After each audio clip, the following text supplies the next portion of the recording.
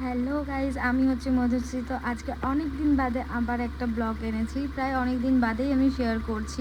তো আজকে আমি বেরিয়ে পড়েছি হচ্ছে মাকে নিয়ে আমার মামার বাড়িতে যাচ্ছি। তো তার আগে পেট পুজো তো সারতেই হবে।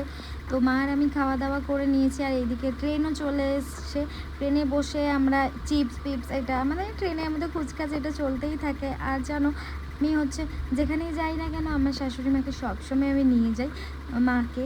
তো আমি শপিং বলো বা যেখানে খুশি, আমার এক্সট্রাভাবে বন্ধু লাগে না, আমি সবসময় মাকে সব জায়গায় নিয়ে যাই।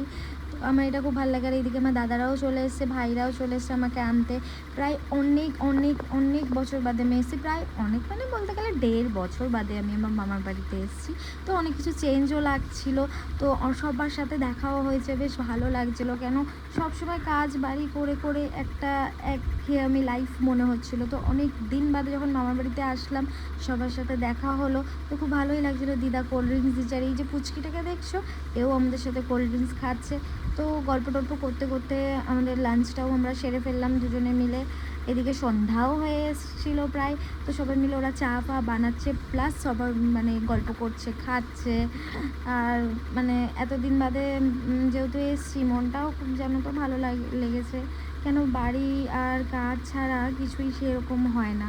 তো এদিকে হচ্ছে ডিনারের জন্য তোড়জোড় হচ্ছে, লুচি আলুর দমের তোড়জোড় হচ্ছে। মাসি আর আমার মা, মামিরা সবাই মিলে রান্নাবান্না করছিল, যেহেতু বাড়িতে অনেক লোকজন ছিল।